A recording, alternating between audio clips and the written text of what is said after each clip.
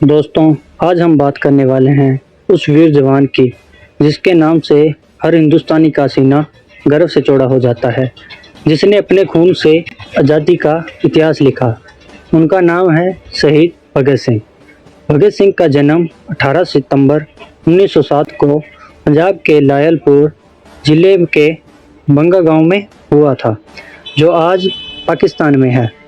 उनके पिता का नाम किशन सिंह और माता का नाम विद्यावती कौर था। उनका पूरा परिवार देशभक्ति की भावना से भरा हुआ था। पिता और चाचा दोनों ही आज़ादी की लड़ाई में सक्रिय थे। कहा जाता है कि जब भगत सिंह ने 1919 के जलियांवाला बाग हत्याकांड के बाद खून से लथपथ जमीन देखी तो उन्होंने उस मिट्टी को एक बोतल में भर लिया और प्रतिज्ञा की, मैं इस मिट्टी का बदला लेकर रहूँगा। भगत सिंह ने अपनी पढ़ाई लाहौर नेशनल कॉलेज से की।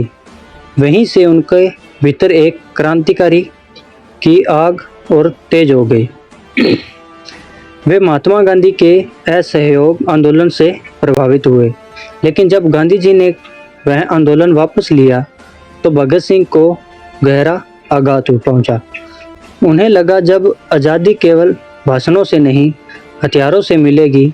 इसके बाद उन्होंने नौजवान भारत सभा और फिर हिंदुस्तान सोशलिस्ट पब्लिकेशन एसोसिएशन से जुड़कर युवाओं को संगठित किया। उनका सपना था एक ऐसा भारत जहां समानता, न्याय, स्वतंत्रता, हर व्यक्ति का अधिकार हो। उन्होंने कहा था, मैं एक इंसान हूँ और जो कुछ भी इंसानियत के हित में है वही मेरा धर्म है।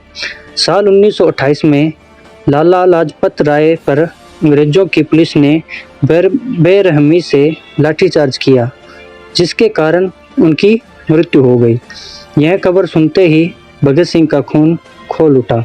उन्होंने अपने साथियों राजगुरु और सुखदेव के साथ 17 दिसंबर 1928 को जेपी सॉन्डर्स को गोली मार दी। यह उनके लाला जी की मौत का बदला था। इसके बाद भगत सिंह कुछ समय भूमिगत रहे, लेकिन उनका मिशन अभी अधूरा था। साल 1929 में उन्होंने बटुकेश्वर दत्त ने दिल्ली की सेंट्रल असेंबली में बम फेंका। उनका उद्देश्य किसी को मारना नहीं था, बल्कि अंग्रेज सरकार को जगाना था।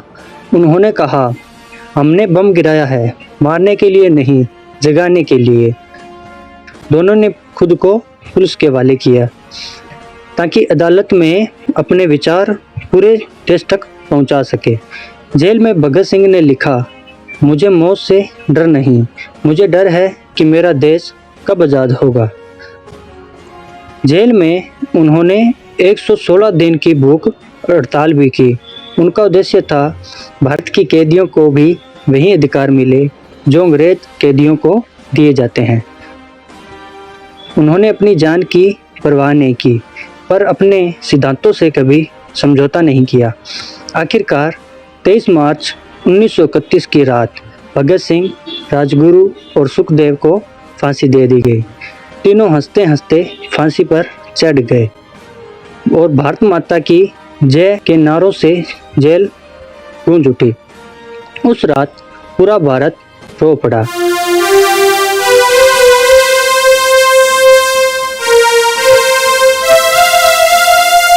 लेकिन भगत सिंह ने जो ज्वाला जलाई थी वह आज भी हर दिल में जलती है।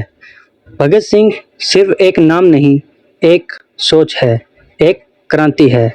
उन्होंने कहा था, जो लोग क्रांति को पाप कहते हैं वे क्रांति का अर्थ नहीं समझते।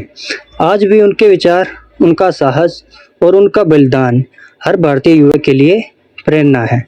शहीद भगत सिंह अमर रहे।